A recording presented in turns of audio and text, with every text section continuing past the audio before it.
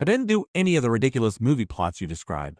A bit more than 7 years ago, I got denied from every Ivy League law school I tried for, leading to an existential personal crisis. I did it all right and still failed. After 2 months working in a kitchen in Puerto Vallarta, Mexico, I realized I was going to law school because I had never actually considered what I wanted to do. I took all my savings, a tiny loan from my parents, and moved to South America. After 6 months, I got a corporate job. I spoke Spanish already. Then I started a business. The business exploded. I sold the business. I was in Argentina for 3 years, based there while traveling most of Latin America, and Brazil for nearly a year. I mastered Spanish and became fluent in Portuguese. Came back to the USA for a year, taught a little Spanish in a charter school, and consulted for a few companies. A year ago, I took a job in China. I'm still here. I made a bunch of money and met a ton of people. I've lived with a kind of autonomy and sovereignty over what I do every single day that I could never have imagined as a college student headed for law school. I see possibilities and value so many things that the old me didn't notice or value. I've had a few beautiful relationships. I've been published and paid for writing almost a dozen times now. I'm at complete peace with my career, my life's trajectory, and money. I no longer see money as a goal, but as a means to do what I want to do today. Abandoning the path I was on and going off into the unknown was the best thing I ever did. It is still the primary experience that defines the path that I'm on. In September 2015, I'm filming a travel, surfing, rock climbing, and rural culture documentary with some old friends. My job on the team is scout. I'll be writing a bit stay from or two when my contract in China ends. I'm taking a year off to travel and write a book that already has a publisher while I wait for the documentary to start. My parents miss me and I miss them. I've seen my sister 4 times in almost 10 years. I've lost nearly all of my American friendships, although I've managed to retain a handful of the most important ones. I'm 27. When I was 17, I up and moved a few states away. Didn't tell a single soul. I was sick of being picked on and harassed. I had a drug problem. My friends were all dying. My mom died when I was young, and my dad left me after she died, so I was taken into foster care. After I was taken into foster care, I was homeschooled and never got the social integration that I so badly needed. I was isolated to the foster family. They refused to let me hang out with anyone, have friends, girlfriends, etc. I started acting out at like 14, 15 years old, doing drugs and stuff to feel like a person. My lack of social skills got me beat up and stepped over every day. I just wanted a friend though. Anyone I would hang out with would steal my money or talk crap behind my back. This, that, I guess the teenage experience. So one day, I decided to just leave. I had a lot of people that knew me. I had family, not a real mom or dad, but I do have blood relatives. And yeah, the story is messed up actually. I took some acid, had a realization that anyone I cared about was dead, and I would be too if I didn't destroy myself. It'd kill myself. So, tripping sack, I decided to grab a bag of clothes and hop on the next train out. No money, not even a wallet. Just a small duffel with a blanket and about 2 days worth of clothes. I snuck on the train, went 4 hours, and got off when I felt like it. I begged for bus money and slept on the street and random strangers' couches for about a year. The rest of the story is kind of boring. Just a lot of struggling. I will say, it was the best choice I ever made. I was going nowhere and it took a damn lot of work, but I made myself into something. I had my own place, car made last year. I got my GED, go to college, work as an EMT, and also work at MIT. I wasn't that weird kid.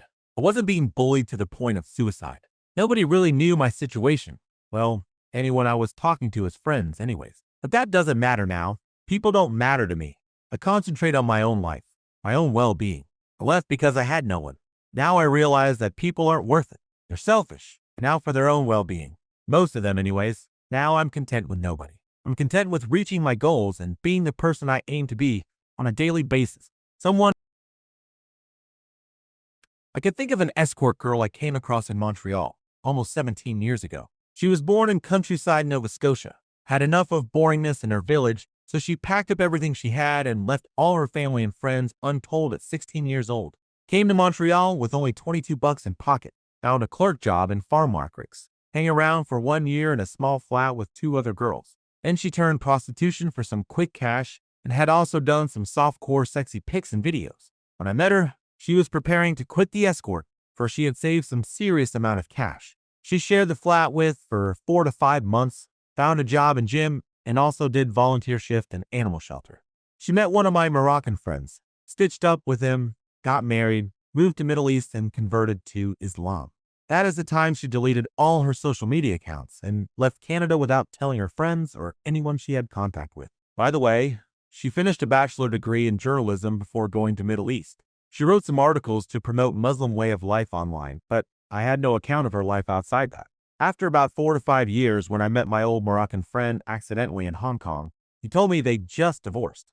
It was the first time I knew that a Muslim wife could divorce. He had no idea where she headed after the end of their marriage. Another 2 to 3 years, when I traveled to the Netherlands and checked into a bar in The Hague, I sent her an invitation, told her who I am. Astonishingly, she accepted, and so we established our contact again. She told me she had self-learned Dutch language and had settled in The Hague.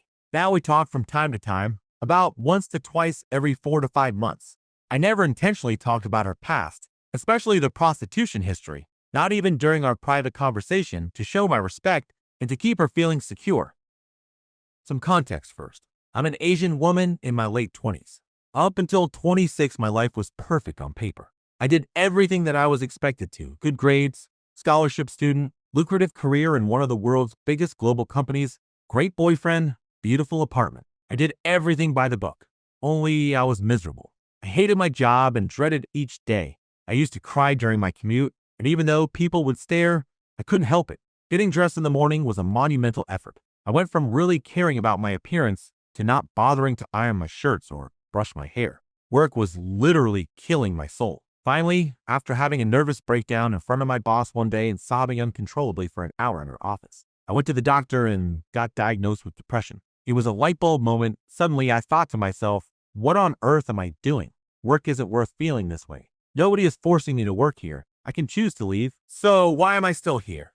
Dear C. 2 days later, I handed in my resignation, canceled my lease, packed all my things into 16 boxes, and shipped them to my parents' house. I booked a one-way flight to Cambodia, where I proceeded to volunteer for 3 months. During those 3 months, I learned about how to operate in a corrupt system, became utterly disillusioned with NGOs, split up with my boyfriend, had lunch with the ambassador, lost so much weight that I stopped menstruating, and generally felt like I spent 3 months falling down the rabbit hole with no end in sight. There were days when I cried and thought about going home. There were days when I wanted to punch everyone I met in the face, but I knew I was doing the right thing when one day I looked in the mirror and smiled at myself. I will always remember that day as the day I learned to recognize myself again, as a friend, not a foe. Afterwards, I spent some time traveling around Asia and generally trying to work out where my head was at. Eventually, I went home and got a new job, one that pays a heap more than my old one, but also makes me much happier. I met a great guy, and most importantly, I smile a lot and for no reason. Never again will I make the mistake of living the life that I think I should lead. I will not hesitate to pull everything up by the roots again. No point living an inauthentic life. I was stuck in a dead-end job at an answering service in my shitty hometown of Ontario, Hamilton, if anyone knows it. I had been there nearly 4 years and was completely drained by the mind-numbing, repetitive nature of my work. It got to the point where I was giving away so many shifts to eager coworkers that I barely had enough money to make ends meet. I was depressed and had no idea what future I would have, or if I could even have a future at all. The thought of staying there for additional years was repulsive, but I lacked the education, 1-year general arts certificate, or experience to find anything more engaging. At times, I was feeling suicidal, although I'm not the sort who would follow through on that. My best friend and I had always been trying to hatch schemes to drop everything and go somewhere new. We were once moments away from dropping it all and moving to LA to live in tents and write screenplays on the beach. But my mother talked me out of that idea. Honestly, pretty risky. He was 19 and I was 16 with barely $500 to my name. Later, Vancouver came up in our discussions and we debated the merits of moving there before dropping the idea. One day at work, after a particularly asinine caller treated me like shit for doing my job, something in my brain broke and I stood up, walked into my manager's office and tendered my resignation. When she asked me what I was going to move on to, I had no answer for about 1 second and then suddenly decided I was moving to Vancouver. I gave 2 weeks notice because I needed time to sell the things in my apartment and organize my affairs. But the day after I left work, I was on a plane. My parents thought I was crazy and we stopped talking for a while, although that didn't last for long. In all honesty, I had barely $1,500, no place to stay and no job prospects aside from some contract writing for a friend's web advertising business. When I left Ontario, it was cold, gloomy, and miserable, with heavy rain and remains of winter's dirty snow still clinging to the ground. When I arrived in Vancouver, there were cherry trees blossoming on many of the streets, and I marveled at them as a taxi took me downtown to a backpackers hostel. Within a week, I had found a sublet room in the basement of a mansion near the University of British Columbia, and my friend's business exploded. offering me more money than I made in Hamilton for work I could do from home. It was temporary and I ran into some trouble, but I ended up to be upstanding dudes. I also met my current fiance while she was studying English in Canada for a year. I went back to Ontario after 9 months, but I swiftly returned to BC for a further 2 years. I am now living in Tokyo thanks to influence from my girl, Japanese, and my Vancouver friends, all fond of Japan, having visited many times. My life is unbelievably cool right now, and I don't regret the adventure for an instant. If I could tell my old depressed self that in 5 years I would be living in Japan, a long-time dream, and getting married to a cute Japanese girl, he would have laughed himself to death.